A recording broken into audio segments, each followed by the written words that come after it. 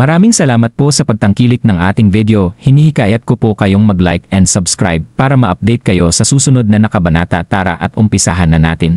Nang lumakas ang kanyang loob nang dahil sa ipinakitang pagbati ni Xiangju, agad na tumaas ang ngiti ni Karen habang nagpapatuloy sa kanyang pagsasalita. Hindi po ba't nag-aaral ngayon si Lady Chang'er at tumatahak sa landas ng Taoismo doon sa Holy Saint Sect na nasa ilalim ni Grandmaster Chonyang?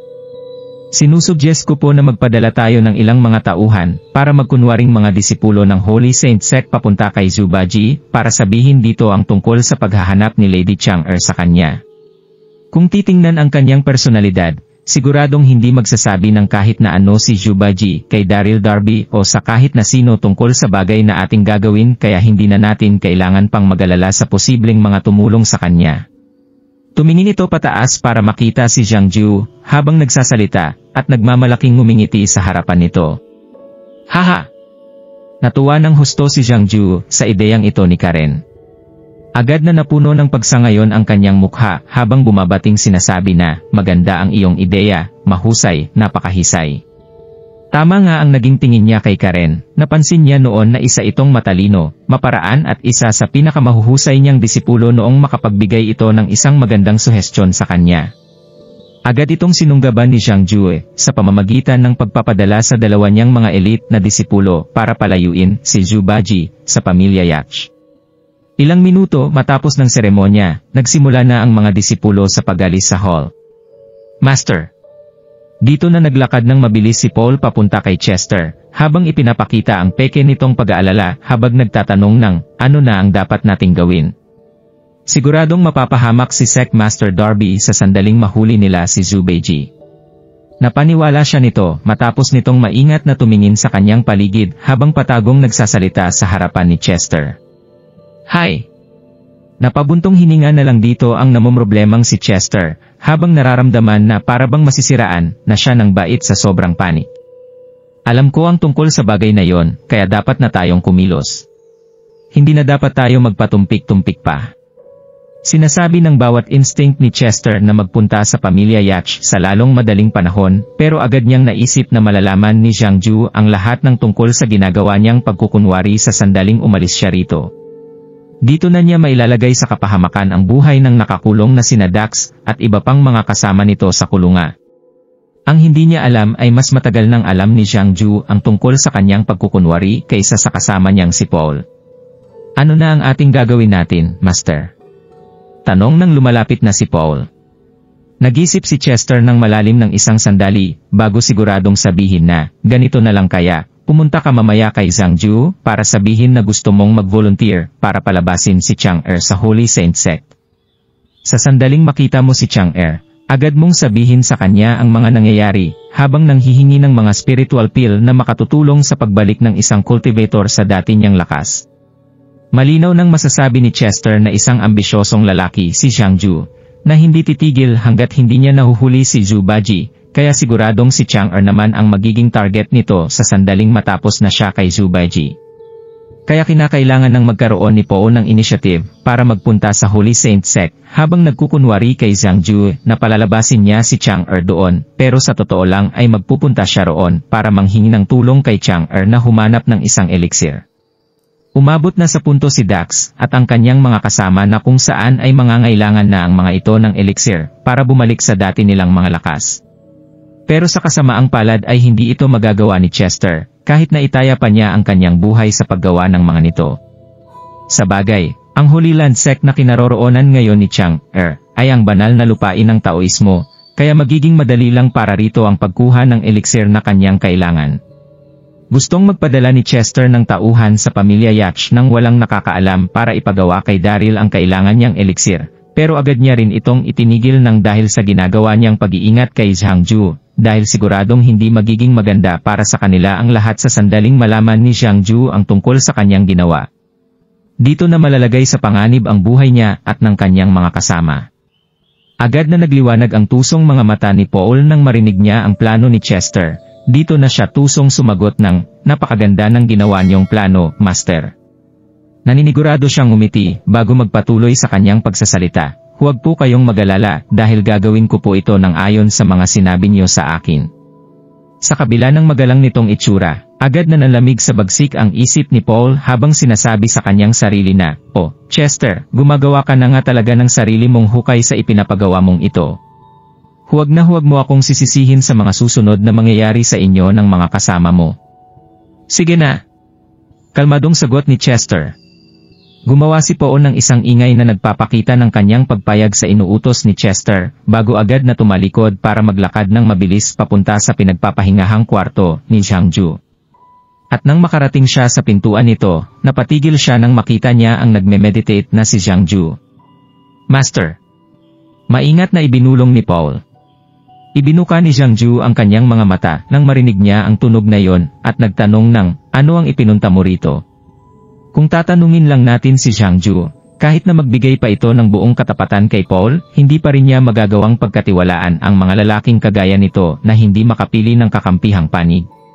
Pilit nang umiti si Paul bago maglakad papasok at buong galang na mag-report ng, "Master, gumawa na po ng hakbang si Chester pagkatapos niyang magkaisip ng isang plano kanina." Pinanatili ni Paul ang mapagpakumbaba niyang mukha habang nagsasalita. "Talaga?" Agad nitong nakuha ang interes ni Jiangju na agad namang nagtanong ng, ano ang kanyang pinaplano.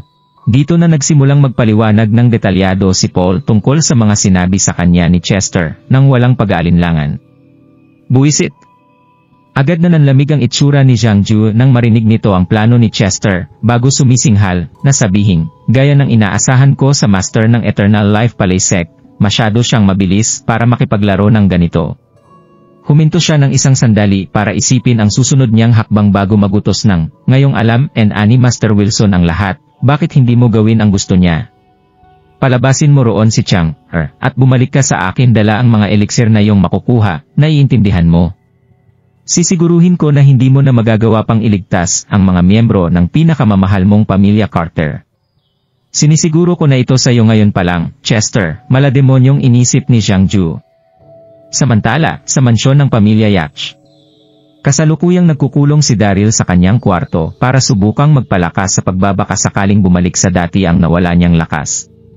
Matapos niyang malaman ang tungkol sa pagkampi ng kinakapatid niyang si Chester sa panig ni Jiangju at ang pagkamatay ng kanyang kaibigan na si Jewel, malapit nang masira ng tuluyan ang pag-iisip ni Daryl. Wala siyang ginawa buong araw kundi magpalakas na para bang wala ng bukas para agad na bumalik ang kanyang lakas na kanyang gagamitin sa paghahanap at paghihiganti kay Jiangju. Mag-isang umupo sa unang palapag ng Sid Hall ang naiinip na si Zhu Beiji. Gustong-gusto na niyang makipaginuman kay Daryl hanggang sa bumagsak ang kanilang mga katawan, pero hindi siya binigyan ng kahit isang segundo ni Daryl na kasalukuyan ng abala sa pagpapalakas at paghihiganti. Hindi naging masaya para kay Zhu Beiji ang pag-inom ng walang kasama. Makikita naman sa kanyang tabi si Cheyan na alertong nag-serve sa kanya ng tsa. Hindi nito nagawang magsalita ng kahit na ano matapos niyang makita na wala sa mood ang kanyang master. "Sir, my lady." Isang tagapaglingkod ang naglakad papasok ang buong galang na yumuko bago sabihin, mayroon pong mga bisita sa labas na humihingi ng permiso na makapasok sa tahanan ng pamilya Yach. Nagmula raw po ang mga ito sa Holy Saint Sect. Holy Saint Sect. Mabilis na napatayo sa sobrang pagkasabik si Zhu Beiji nang marinig niya ang pangalan na ito habang iniisip na, kasalukuyang nagsasanay sa pamamaraan ng Taoismo ngayon si Chang sa Holy Saint Sect. Siya kaya ang nagpadala ng mga taong iyan dito. Agad na napuno ng sigla si Zhu Beiji nang maisip niya ito kaya hindi na niya naiwasan pang sumigaw ng, "Dali, papasukin niyo na sila ngayon din." At pagkatapos ay agad siyang humarap kay Chien na nagpakita sa napakataas niyang ngiti para sabihin, "Napakahusay kong apprentice, pwede bang magpakabait ka muna at bumalik sa iyong kwarto? Mayroon akong mga bagay na kailangang talakayin sa ating mga bisita." Sa bagay, hindi magawang ipagmalaki ni Zhu Beiji ang nangyari sa kanila ni Chang. Kaya agad nitong naisip na mas maigi kung papupuntahin muna nito ang kanyang disipulo sa sarili nitong kwarto para lang hindi na madamay sa awkwardness na kanyang matatanggap maya-maya. "Opo master," nagdadalawang isip namang sumagot dito si Chien.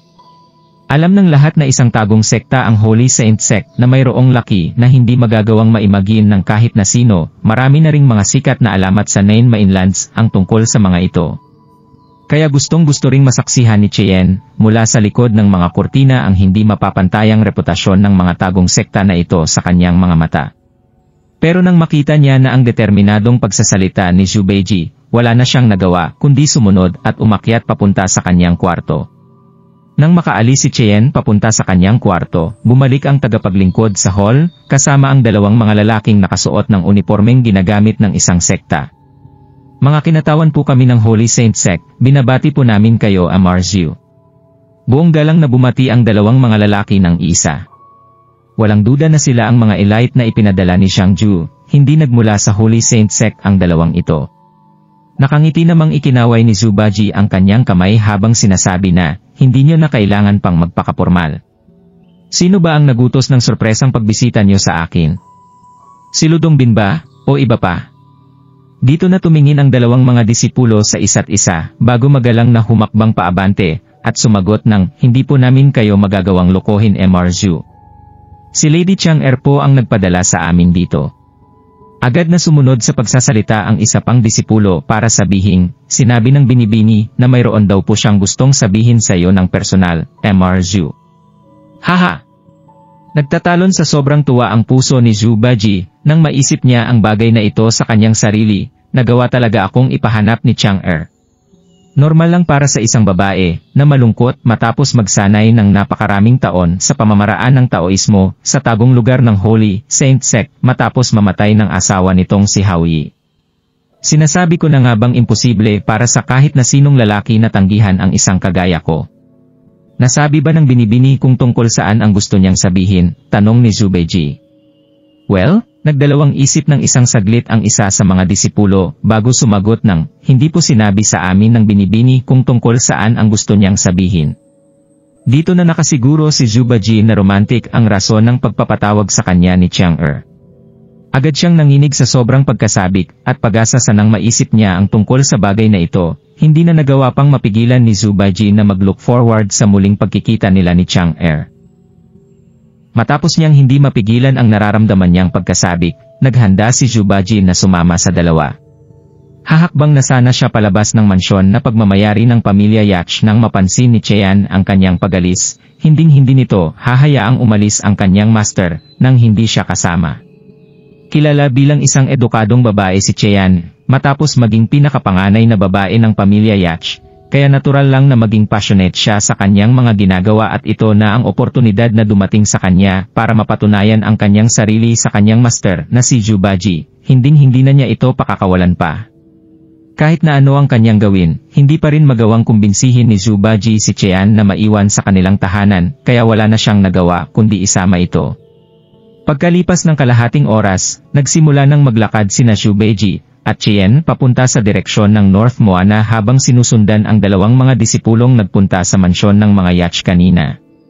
Hinabol ng kahit na sinong taga North Moana si Zhu Baji para patayin o hulihin noong buhay pa si Yang Jian, kaya natural lang na hindi na siya makaramdam ng takot dito ngayong 3 taon na ang nakalilipas mula noong mamatay si Yang Jian. Wow! Agad na napuno ng sigla at pag-asa ang dibdib ni Chien, habang iniisip sa kanyang sarili na, nagawa ko na ring maglakbay sa isang komunidad kasama ang aking master, napakasarap nito sa pakiramdam. Narinig ko na ang average na lakas ng mga cultivator sa North Moana Continent, ang pinakamataas sa buong 9 mainlands. Hindi na ako makapaghintay pang makita ang mga ito sa aking mga mata. Master! Sa gitna ng kanyang pagkasabik, mukhang may naalala na isang bagay si Chien, kaya agad itong nagtanong ng, nga po pala, Master, nagpapahinga pa rin po sa mansyon ang kinakapatid niyo. Bakit hindi niyo po siya tinanong kung sasama siya kanina? Napakakulit mo talagang bata ka, kasalukuyan pa siyang nagpapagaling ng kanyang mga sugat. Kaya mas maigi kung hindi natin siya papagurin ng husto. Ngumiti at umiling si Zhu Baji bago magpatuloy sa kanyang pagsasalita, sa bagay, hindi naman importante ang pupuntahan natin. Kaya okay nang tayo lang ang pupunta roon. Hindi nasabi ni Zhu Baji na ang rason kung bakit hindi niya ito sinabi kay Daryl ay dahil sa naging personalidad nito. Siguradong asarin siya nito nang husto sa sandaling malaman nito na makikipagkita siya kay Chang'er. Oo nga pala, makinig ka sa lahat ng sasabihin ng iyong master sa sandaling makarating tayo sa Holy Saint Sect. Seryosong sinabi ni Zhu Beiji. Isa sa mga kaibigan ko ang sect master ng Holy Saint Sect na si Ludong Bin. Siya ang Grandmaster ng Daoismo na may ilang milyong disipulo na nagsasanay sa kanilang mga altar. Kaya huwag na huwag kang magkukulit kung ayaw mong mapahiya ang iyong master. Naging seryoso ang mga mata ni Zubaji sa mga sandaling ito, pero agad na makikita sa likuran ng mga ito kung gaano siya ka-proud sa kanyang sarili. Hindi lang isang lalaki na mahiling kumapit sa magmaimpluwensya, at malalakas na tao si Zubaji, dahil mahilig din itong magyabang sa sandaling may makasama ito na magandang mga babae. Paminsan-minsan din siyang nawawalan ng kontrol sa ugali niyang ito, lalo na sa harap ng maganda niyang disipulo. Siyempre naman po, Master. Nakangiting tango ni Chien. Napuno ng paghanga ang kanyang mukha, habang hindi maiwasang purihin ito ng, napakahusay niyo po talaga Master, nagawa niyo ring makipagkaibigan maging sa mismong Grandmaster ng Taoismo. Haha, do. Nang natatawang sumagot dito si Zubaji, agad siyang naalarma nang makita niya ang ilang tao sa kanilang harapan. Agad niyang tiningnan ang kakahuyan sa magkabilang bahagi ng daanan na kanilang kinatatayuan. Buwisit! Mayroong mali. Bakit ako nakakaramdam ng mali siya sa harapan namin? Nag-isip si Zubaji habang dahan-dahang nagpapakita ng pagsimangot ang kanyang noo. Dito na siya nakarinig ng mga sigaw mula sa malayo. Zubaji! Dali, paligiran niyo siya! Dito na biglang lumabas ang daan-daang mga elite na kultivator mula sa kakahuyan na nakasuot ng magkakaparehong itim na damit habang hawak-hawak ang kanilang mga espada. Ang bawat isa sa mga ito ay naglabas ng isang hindi mapapantayang lakas. Mukhang matagal na silang naghihintay sa kakahuyan, kasaba ng biglang pagkawala ng 2 MG disipulong nangunguna sa kanilang paglalakad matapos ng mga itong tumakbo papunta sa kakahuyan. Master, naalarmang tumalon si Chien, nang makita ang biglaang pag-atake ng grupo sa kanila. Napanatili naman ni Zubaji ang kanyang postura habang nasa gitna ng matindi niyang galit bago tumingin sa kanyang disipulo at sabihin. Maghanap ka ng matataguan aking disipulo, dali. Ang master mo na ang bahala sa kanila. Hindi mangmang si Zubaji, alam niyang naloko siya ng mga ito pero nakasiguro pa rin siya sa kanyang sarili na wala siyang dapat na ikatakot. Maaari nang nakaka-overwhelm ang dami ng mga cultivator sa kanilang harapan, pero ilan lang sa mga ito ang may lakas na nasa Martial King o higit pa. Hindi naman nagdalawang isip na sumunod si Chien, at agad na nagtago sa likuran ng isa sa mga puno. Agad na pinaligiran ng mga cultivator si Zubaji nang mawala sa kanyang harapan si Chien. Walang duda na mga elite ng Endless SKY Organization ang mga ito na nagpunta para sundin ang utos ng kanilang master na tambangan si Zubaji. Umalis kayo sa daraanan ko mga basura, sabi ni Zubaji habang ipinapakita ang kalmado niyang mukha. Nanatiling mababa at authoritative ang ginamit niyang tono sa pagsasalita. Buwisit! Mabagsik na tumingin ang leader kay Zubaji at sumigaw ng, napapaligiran ka na namin, Zubaji. Kaya paano mo pa nagawang magpadalis-dalos ng ganito? Nang ma-realize nila na wala na silang oras para makipagdaldalan, agad na sumigaw ang leader ng, umatak na kayong lahat. Sinabi ng master na gusto niyang dalhin natin ang lalaking ito sa kanya buhay man o patay. Dito na biglang ginamit ng libo-libong mga cultivator ang kani-kanilang mga internal energy habang sumusugod kay Zubaji.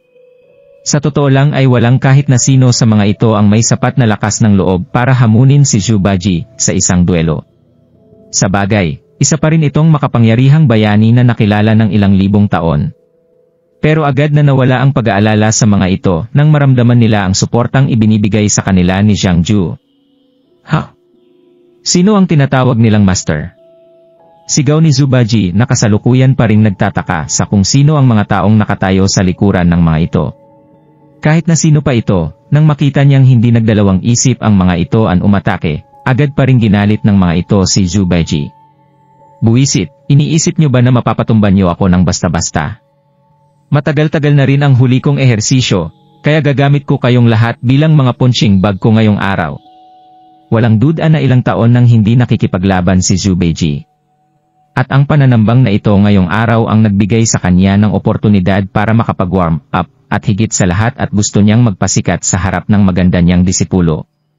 Kaya nang masabi niya ang huling salita sa kanyang bibig, agad na inikot ni Zubaji ang kanyang mga wrist para mapaluwag ang kanyang mga muscle, bago mabilis na sumugod papunta sa mga ito. Mag-iingat ka po, Master! Sigaw ni Chien mula sa likuran ng puno na kanyang pinagtataguan, nagalala at nasabik siya sa kanyang nakikita. Baam! Baam! Baam! Tumalikod si Zhubaji para magpakita ng isang naniniguradong ngiti kay Chien, nang marinig niya ang mga sinabi nito bago sumugod sa mga disipulo ni Zhang Jue na parang isang tigreng pumapasok sa isang grupo ng mga tupa. Agad na nasira ang formation na ginawa ng mga disipulo na sinundan ng isang nakabibinging sound wave. Samantala, sa loob ng isang guest room ng mansyon ng pagmamayari ng pamilya Yach, nakahinga na rin ng maluwag si Daryl bago tumigil sa pagme-meditate. Bumalik na rin ang kulay ng kanyang mga pisngi, at mukha na rin siyang mas malakas kaysa sa noong nagdaang mga araw. Malapit na rin gumaling ang kanyang mga sugat na sumabay sa pagbalik ng kanyang lakas, makakapaghiganti na rin siya kay Zhang Jue, kasama ni Zhubaji. Gigil na naglakad palabas ng kanyang kwarto si Daryl para imbitahin si Zhubaji na sumama sa kanya, pero agad siyang naguluhan noong hindi niya ito makita sa buong mansyon.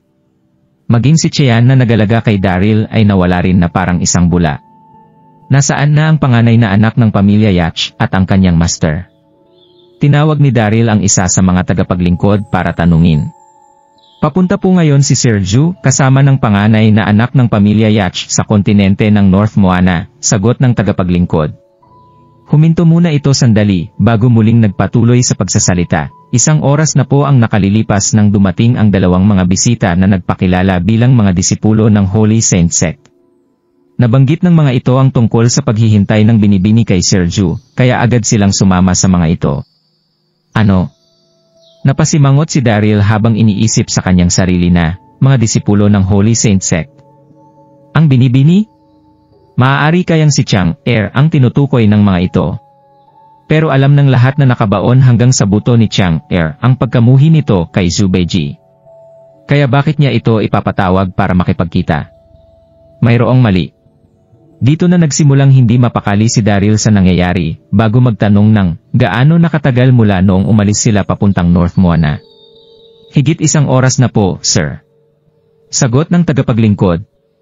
Agad na bumalik si Daryl sa kanyang kwarto, para ilagay ang batang dragon sa kanyang enchanted beast pouch, at umalis ng walang pag-aalinlangan.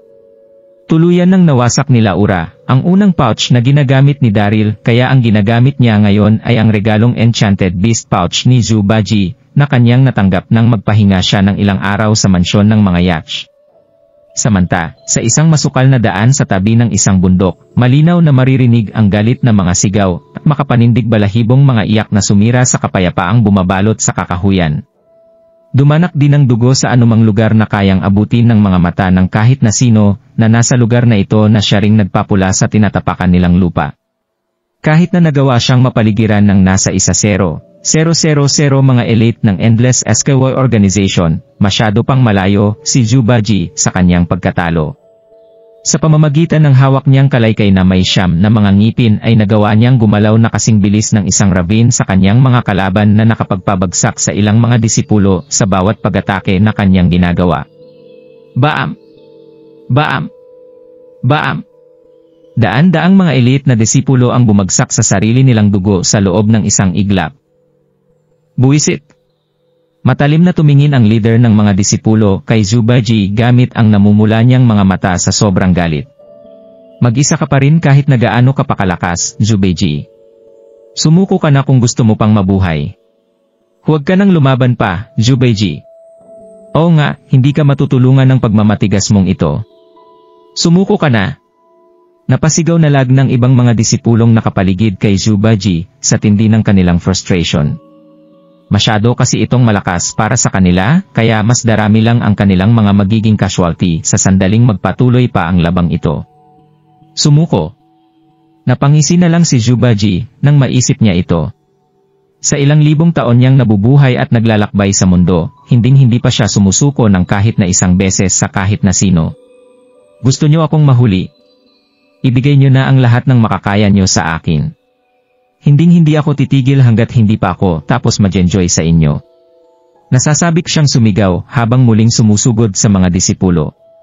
Baam! Baam! Baam! Lumipad si Zhubaji sa ibabaw ng mga disipulo habang lumalabas ang aura ng tinatanglay niyang fighting spirit habang umaatak ng paulit-ulit. Namula ang kanyang mga mata sa sobrang galit matapos tambangan ng mga ito. Dito na sumabog ang walang hanggang lakas sa kanyang katawan habang pinapabagsak ang daan-daang mga disipulo ni Zhang Jue. Para nang maikukumpara sa Diyos ng digmaan na bumaba sa lupa ang bagsik na kanyang ipinakita. Napapigil hininga na lang ang mga natitirang disipulo at si Cheyenne sa takot ng dahil sa kanilang nakita. Ano, hindi talaga normal ang tinatanglay na lakas ni Zhu Beiji. Maaari nang mas marami tayo pero mahihirapan pa rin tayong mahuli siya ng buhay. Huwag mo nang isipin ang paghuli rito ng buhay, masyado nang mahirap ang pagpatay pa lang sa isang ito. Napapigil hininga na lang ang mga pasuko ng disipulo sa mga sandaling ito. Dito na humahangang tumingin ang hindi makapagsalitang si Cheyenne kay Zhu Beiji sa sobrang pagkasabik habang iniisip sa kanyang sarili na hindi talaga magagawang talunin ng kahit na sino ang aking master. Masyado siyang cool matapos niyang labanan ang mga taong ito ng mag-isa. Agad na napuno ng pride ang puso ni Zhu Beiji nang makita niya ang paghanga sa mga mata ng disipulo niyang si Cheyenne. Napakagaan talaga sa loob ng labang ito. Huwag ka munang masabik, Zhu Beiji. Isang sigaw ang biglang nadyecho sa kalangitan na sinundan ng isang nakakatakot na imahe ng taong lumapit sa bilis na katulad sa bilis ng isang kidlat. Ito ay walang iba kundi si Zhang Ju. Siya iyon. Agad na napatalon si Zhu Beiji nang nakita niya si Zhang Ju. Agad na nagpakita ang agresyon sa kanyang mga mata habang sinasabi na, hayop ka. Ikaw pala ang nagsabi na makikipagkita sa akin si Chang para mapalabas ako roon. Agad na nagdilim ang kanyang mukha habang sinusubukan ni Zhu Beiji na pigilan ang kanyang galit. Maaari nang sipsip si Zhu Beiji pero isa rin siyang matalinong lalaki. Nang makita niya si Zhang Ju, agad na na-realize ni Zhu Beiji na si Zhang Ju ang gumawa ng buong plano na ito. Hindi siya hinanap ni Chang sa totoo lang, ginamit lang ito ni Zhang Ju para mapalabas siya ng mag-isa. Hindi pa sapat ang ibinigay na torture at sakit ni Zhang Ju kay Daryl dahil nagawa pa nitong lokohin si Zhu Beiji. Masyado itong kagalit-galit. Zhu Beiji. Walang emosyon siyang niloko ni Zhang Ju, walang kasamaan pagdating sa paggawa ng iba't ibang estratehiya. Sarili mo lang ang dapat mong sisihin matapos mong sumipsip ng husto kay Daryl. Mukhang epektibo pala ang pangalan ni Lady Chang para mapalabas ka sa mansyong iyon. Nanlamig ang kanyang mga mata habang nagpapatuloy sa pagsasalita. Wala akong kahit na anong hinanakit sa iyo sa totoo lang pero hindi mo ako binigyan ng kahit na anong choice, hindi ba? Kung titingnan ang pagiging kinakapatid mo kay Daryl, hindi ka na makakatakas pa sa lugar na ito, kaya mas mabuti kung susuko ka na lang sa akin. Kahit na hindi nagpakita ng kahit na anong emosyon ang kanyang mukha, masyado nang naging matindi para sa kanya ang sense of accomplishment na nararamdaman ngayon ni Zhang Ju. Isa nga talagang mangmang si Zhu Beiji. Pangalan lang ni Lady Chang ang kinailangan ko para sumunod siya sa aking mga tauhan na parang isang nawawalang tuta. Siguradong hindi na siya magiging banta sa mga plano ko kay Daryl sa sandaling mahuli ko ang isang ito. Isip ni Zhang Ju. Kasabay nito ang pagtingin ni Zhang Ju sa mga napatay na disipulo ni Zhu Beiji habang nagpapakita ng galit sa kanyang mga mata. Ano? Gusto mo na namang pag-usapan ang pagsuko ko? Natigilan si Zhu Beiji ng isang saglit bago magbigay ng isang nakangiting sagot kay Zhang Ju. Sino ka ba sa tingin mo, Zhang Ju? Iniisip mo bang mapapasuko mo ako ngayong nandito ka na sa harapan ko? Dito na namangha si Zhu Beiji sa paglalakas loob ni Zhang Ju na magdala ng kaguluhan sa Nin Mainlands pagkatapos magawang ikulong ni Lubu ng 1,000 taon. Agad na nagdilim ang mukha ni Zhang Ju nang maramdaman niya ang pagmamatigas ni Zhu Beiji. Tinitingnan ni Zhang Ju ang kanyang sarili bilang isang lalaking mamumuno sa Nin Mainlands, kaya agad siyang nagalit noong bastusin at insultuhin siya si Zhu Beiji. Dito na siya napatitig kay Zhu Beiji habang sinasabi na, ginusto mo ito. Isang wave ng nakakatakot na aura ang sumabog mula sa loob ni Zhang Ju nang sabihin nito ang huling salita sa kanyang bibig. Dito na biglang nanigas ang hangin sa kanilang paligid sa tindi ng puwersang lumabas sa kanyang katawan. Hindi may imagine ng kahit na sino ang napakatinding lakas na kanyang nilabas kaya agad na naramdaman ng lahat na parabang nalulunod sila sa ilalim ng tubig. Dito na diretsyong itinaas ni Zhang Ju ang kananyang kamay para atakihin si Zhu Beiji. Hindi na masama ang ipinakita ng isang ito, isip ni Zhu Beiji habang sumisigaw sa umaatake ng napakabilis na si Zhang Ju. Hindi na siya makakailag pa rito kaya agad niyang ginamit ang kanyang internal energy para salubungin ang pag-atake ni Zhang Ju. Isang nakakapagpayanig na shockwave ang kumalat sa paligid habang tumatama ang kamao ng dalawa sa isa't isa. Dito na napaatras si Cheyenne at ang mga natitirang disipulo ng Endless SKY Organization, habang natitigilan sa sobrang takot. Agad na naging seryoso ang walang pakialam na itusra ni Zhu Baiji, nang ma-realize niya ang tindi ng tunay na lakas ni Xiang Ju, na tumama sa kanya. Kinailangan niyang sunugin ang 8 level ng kanyang internal energy para lang masalag ang pag-ataking iyon. Maging si Xiang Ju ay naalarma sa ipinakitang lakas ng kanyang kalaban. Gaya ng inaasahan sa isang bayaning nakilala ng ilang libong taon. Hindi kasing dali nang iniisip ko ang paghuli kay Zhu Baiji, isip ni Xiang Ju, pero nasa mga kamay ko na ngayon ang SKY Breaking Axe, kaya hindi ko na ito kinakailangan pang alalahanin. Nang makita ang pag-iingat sa mga mata ni Xiang Ju, agad na tumawa ng malakas si Zhu Baiji, habang nanunuksong sinasabi na, "Haha. Ano na ngayon? Gusto mo pa rin bang lumaban?" Maaari ngang ituring na isang mapanganib si Xiang Ju ng karamihan sa mga tao, pero hindi pa rin nagawang masindak sa kanya si Zhu Baiji. "Kuya Zhu!" Isang boses ang biglang sumigaw mula sa malayo na sinundan ng isang nagmamadaling imahe na lumipad ng napakabilis sa kalangitan. Ito ay walang iba kundi si Daryl, napatingin sa kanya ang lahat noong dumating siya sa lugar na ito. Mukhang nagulat si Xiang Ju noong una, pero agad siyang nagising sa realidad, at matagumpay na ngumiti habang sinasabi na, "Nagpakita ka na rin sa wakas, Darby. Tamang-tama ang timing mo kung tutuusin. Isasama ko na lang kayong dalawa ni Zhu Baiji."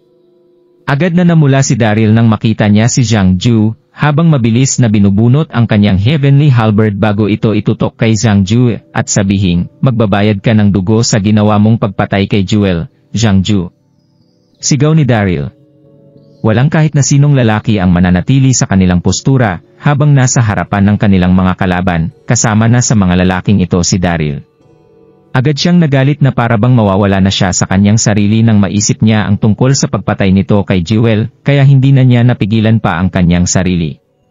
"Daryl, magkasama nating pupuksain ang mga pesteng kumakalat sa mundong ito para sa kapakanan ng Nine Mainlands." Nagmamalaking sigaw ni Zhu Baiji. "Huwag mo siyang mamaliitin, Kuya Zhu, hawak niya pa rin ngayon ang SKY Breaking Axe," babala ni Daryl. Kahit nakasalukuyang nagliliyab ang kanyang dibdib sa sobrang galit, hindi pa rin niya hinayaan ang kanyang sarili na tuluyang lamunin ng kanyang emosyon. Kahit nakasama niya ngayon si Zhu Baiji, kinakailangan pa rin nilang magingat ngayong nasa kamay na ni Xiang Ju ang SKY Breaking Axe. "Ano?"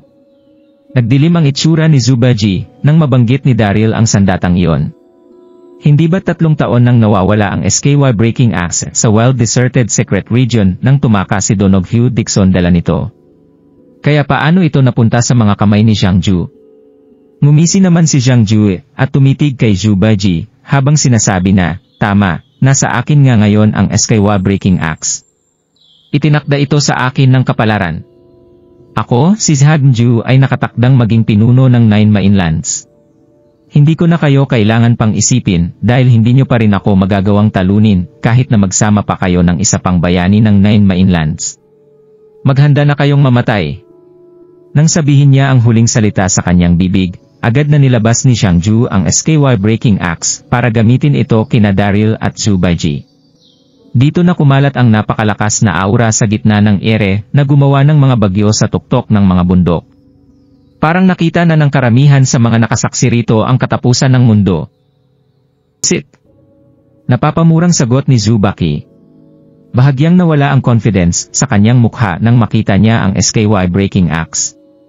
Ninenerbiyos itong napalunok sa kanyang sarili nang maramdaman niya ang mali siyang lumalabas sa katawan ni Xiang Ju, habang iniisip na, buwisit, kaya pala naging ganito ka-confident si Xiang Ju. Sino nga ba ang mag-aakala na nasa kanya pala ang SKY Breaking Axe?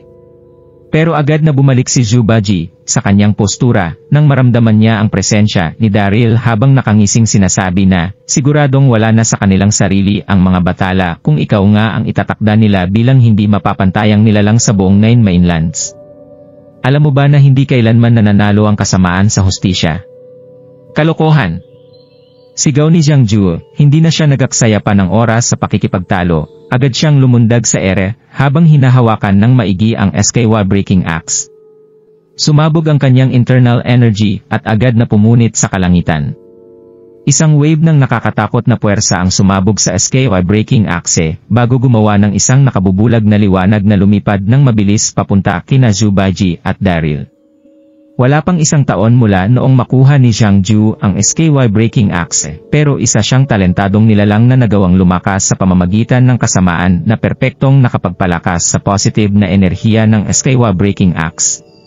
Hindi na niya kailangan pang magingat sa pagkontrol ng lakas na tinatanglay ng skyway-breaking axe na gaya ng ginagawa ni Donohue Dixon noon.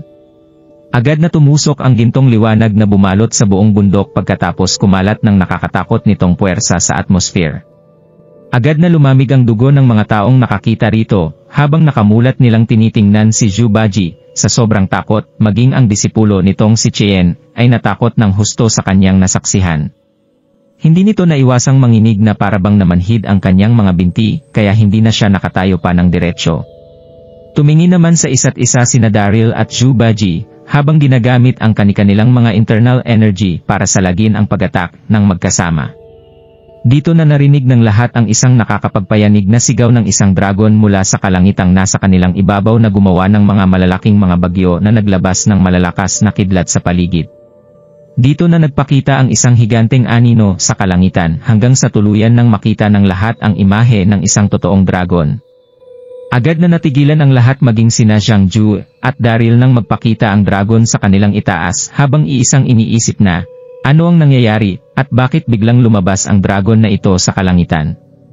Si Daryl ang pinakanasurpresa sa kanilang lahat na umabot sa punto na kung saan pumasok ang isang static na tunog sa kanyang isipan bago ito tuluyang magblangko sa loob ng isang iglap.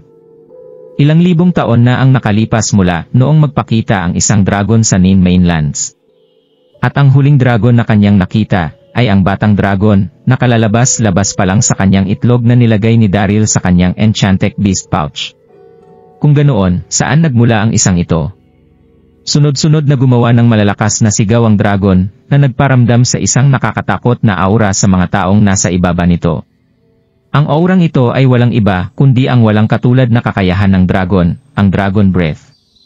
Hindi magagawang salagin maging ng mga taong kasing lakas ni Daryl ang epekto nito, kaya agad silang nawalan ng malay sa kanilang kinatatayuan, maging sina Zhang Ju at Zhubaji. Kasama ang bawat isang tao na nasa ilalim ng dragon ang bumagsak sa lupa matapos nilang mawalan ng malay.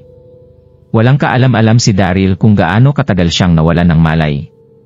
Ang tanging alam niya lang ay ang pagkahilo na kanyang nararamdaman habang iminumulat niya ang kanyang mga mata. Buwisit, nakakatakot talaga ang dragon na yon, sabi niya.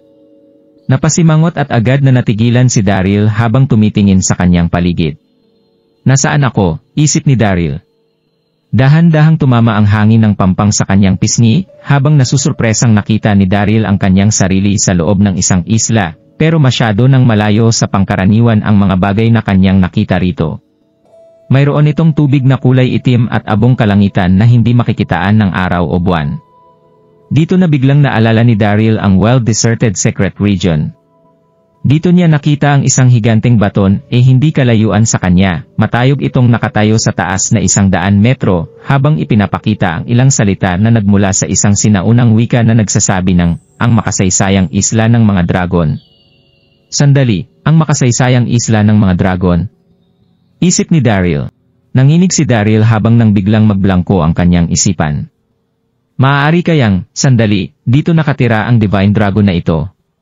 Siya ang dragon na biglang nagpakita at nagdala sa akin dito. Tama ang naging hinala ni Daryl. Nasa ilalim siya ngayon ng Clement Sea, na itinuturing bilang pinakamalalim na bahagi ng well-deserted secret region. Isa lang sa mga isla sa karagatang ito ang makasaysayang isla ng mga dragon. Ilang libong taon na ang nakalilipas mula noong mangarap ang mga taong cultivator na makahuli ng dragon sa kanilang mga buhay. Agad itong nagresulta sa mabilis na pagbagsak ng popukasyon sa Divine Dragon Clan. At sa huli ay napilitan ang Divine Dragon Clan na umalis sa Nine Mainland para maghanap ng bagong matitirhan. At ang Clement Sea ang naging ideal na lugar para tirhan ng mga dragon.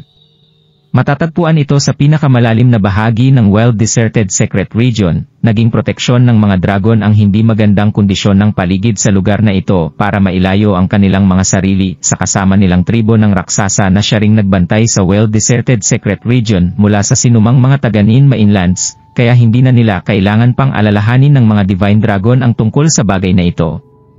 Hindi naging maganda maging para sa mga mahiwagang halimaw ang walang awang kapaligiran sa well-deserted secret region, pero para sa Divine Dragon Clan, ito ang pinakaligtas na lugar para kanilang matirhan. Buwisit, bakit ako lang ang kinuha ng dragon na ito? Bulong ni Daryl sa kanyang sarili pagkatapos ng 1-0 mga segundo. Nang biglang lumapit ang isang matangkad at guwapong lalaki kay Daryl para nanlalamig na sabihing, "Ok ka lang ba? Tumayo ka na at sumunod sa akin." Nanlamig at naging determinado ang tono ng kanyang pagsasalita, kaya hindi na ito magagawa pang labanan ni Daryl. Naramdaman din ni Daryl na nagtatanglay ang lalaking ito ng isang hindi kapanipaniwalang lakas, kaya hindi niya ito nagawang suwayin sa kasalukuyan nitong inuutos sa kanya. Agad niyang sinundan ang lalaki papunta sa isang dambuhala at marangyang palasyo sa gitna ng isla. Ilang mga palasyo ang matatagpuan sa gitna ng isla, gawa ang mga ito sa kulay itim na mga bricks. Nakakamanghang nakatayo ang mga ito habang ipinapakita ang makapanindig balahibo nilang mga itsura. Tumingin si Daryl sa kulay abong kalangitan at napansin ang paminsan-minsang paglipad ng mga dragon sa kanyang ibabaw.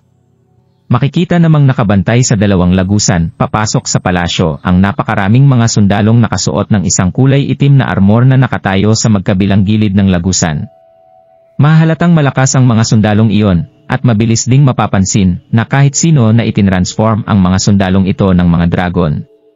Alam ni Daryl na magiging isang tao ang isang mahiwagang halimaw sa sandaling umabot nito ang isang specific na level ng kanyang lakas. Pero hindi niya inasahang makakakita siya ng ganito karaming mga tao sa makasaysay-sang isla ng mga dragon. Isa itong kamanghamanghang tanawin. Nang makapasok si Daryl sa pinakamalaking palasyo, natigilan siya nang makita kung ano ang nasa loob nito. Dito niya nakita ang daan-daang mga taong nakatayo at nakahilera ng maayos sa loob ng hall, habang makikita naman sa harapan ng mga ito ang isang trono. Isa itong kulay itim na tronong binabalot ng mga inukit na imahe ng dragon, nagmukha itong enggrande at marangya maging sa malayo. Mayroon namang isang babaeng nakaupo sa tronong iyon. Mayroon itong napakalakas na aura na sinamahan ng kanyang pasensya, na karaniwang makikita sa isang hindi mapapantayang pinuno ng isang angkan. Nasa 30 years old na ang babaeng ito, na may maganda at attractive na mukha at katawan. Nakasuot ito ng isang kulay dark purple na dress na nagbigay dito ng isang maganda, marangya at puno ng dignidad na impresyon sa mata ng sinumang makakakita sa kanya. Naglabas din ang katawan nito ng isang aura na nagpapakilala sa kanya bilang reyna sa lugar na ito. Ang babaeng ito ay walang iba kundi ang may-ari ng makasaysayang isla ng mga dragon, ang head ng Divine Dragon Clan na si Shandy. Gulp! Agad na napapigil sa kanyang paghinga si Daryl. Agad siyang napalunok sa kanyang sarili. Ito na ba ang babaeng nagmula sa Divine Dragon Clan? Napakaganda naman ng isang ito. Siguradong hindi magagawang pumantay ng kahit na sinong tao sa kagandahan ng babaeng ito, isip ni Daryl. Bakit hindi ka lumuluhod sa harapan ng aming empress? Ang lakas ng loob mo! Sigaw ng isa sa mga nakatayong tao sa hall. Habang namamangha si Daryl sa kagandahan ni Shandy, isang tao ang naglakad papunta sa likuran ni Daryl para sipain siya ng malakas. Nawalan siya ng balanse at agad na napaluhod sa sahig. Siya ang empress ng Divine Dragon Clan. Buwisit, kasama ko pa ngayon ang maliit na dragong binigay sa akin noon. Maaari kayang alam ng mga Divine Dragon ang tungkol dito, kaya agad nila akong hinuli. Agad na natigilan dito si Daryl. Mas naging confident si Daryl sa kanyang lakas at kakayahan mula noong itayo niya ang Elysium Gate Sect, kaya wala na siyang pakialam gaano sa kahit na anong nangyayari sa kanyang paligid. Pero sa mga sandaling iyon, hindi na mapigilan pa ni Daryl ang nerbiyos sa kanyang sarili matapos nitong makita ang eksena sa kanyang harapan. Kasalukuyan siya ngayong nasa makasaysayang isla ng mga Divine Dragon, at ang bawat isa sa islang ito ay isang makapangyarihang Divine Dragon. Ikaw si Daryl. Dahan-dahan at kalmadong sinabi ni Shandy habang tinitingnan niya si Daryl mula ulo hanggang paa. Pero hindi pa rin nawala sa kanya ang aura ng pagiging isa niyang reyna. Agad na inayos ni Daryl ang kanyang lalamunan at sumagot ng, "Opo, ako po." Tumango si Shandy sa naging sagot ni Daryl at nagpatuloy sa pagtatanong nito, "Alam mo ba kung bakit kita dinala rito?" Mapait namang ngumiti si Daryl habang napapakamot sa kanyang ulo at sumasagot ng, "Hindi ko po alam sa totoo lang." Maaari niyo po bang sabihin kung bakit, mahal na Empress? Nagmukhang kalmado si Daryl sa kanyang reaksyon, habang nagsasalita, pero sa totoo lang ay ninenerbiyos na siya ng husto sa kanyang sarili.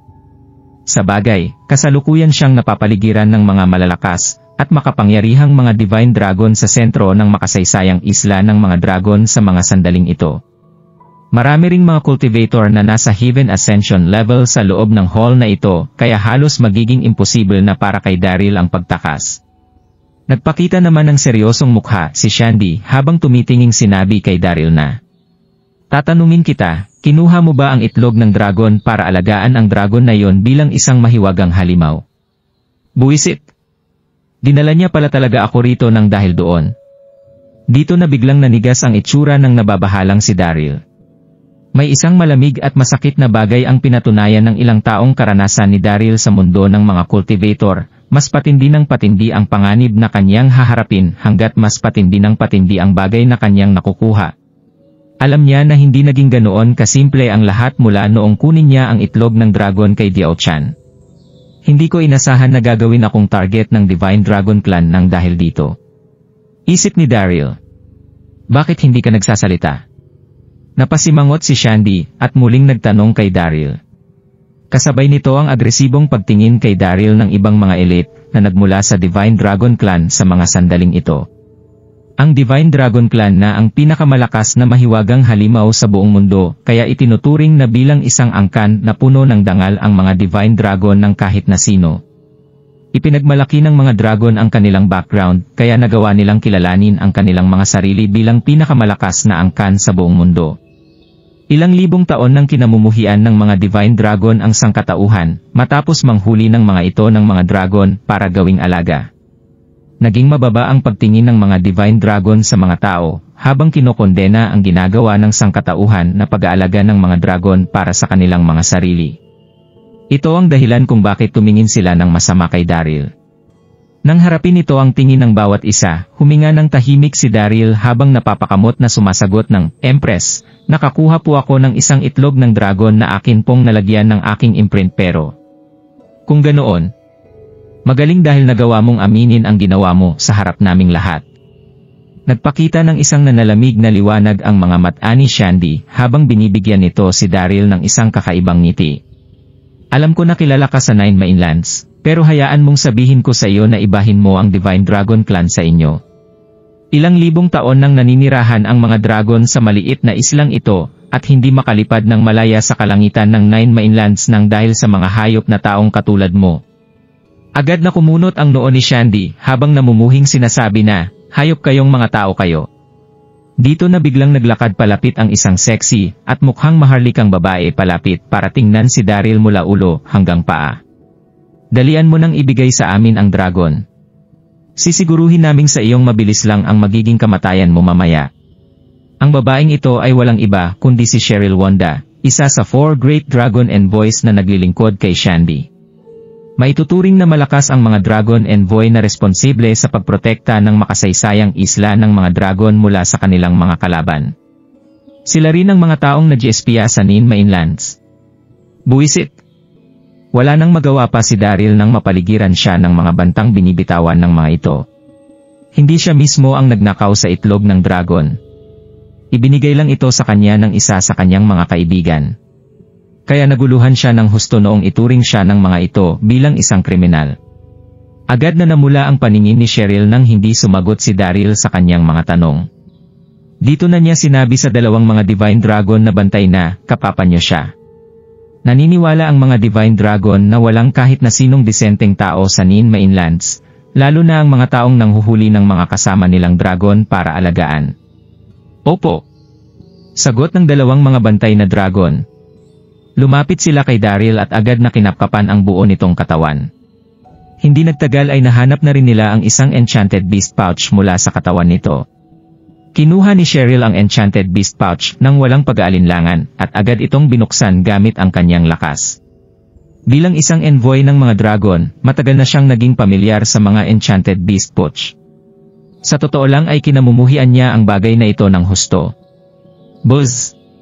Isang napakalakas na aura ang lumabas nang mabuksan ang Enchanted Beast Bag ni Daryl. Dito na nagpakita ang isang napaka-cute na imahe na nagmula sa loob nito. Ito ay walang iba kundi ang batang dragon na naglalaman ng kaluluwa ni Jewel. Nasaan na ako? Natitigilang tumingin sa kanyang paligid si Jewel nang makalabas siya sa Enchanted Beast bag ni Daryl. Kasalukuyan pang bata si Jewel, kaya hindi pa niya nagawang makapagsalita. Pero agad niyang naramdaman na para bang nasa loob siya ng kanyang tahanan nang mapansin niya ang mga elite at naglalakasang mga dragon sa kanilang paligid. Mas naramdaman niya ito nang makita niya si Shandy. Kung nagustuhan mo ang mga ganitong video, huwag mong kalimutan mag-like and subscribe. Panoorin mo na rin ang mga naunang kabanata para lalong maubos ang oras mo.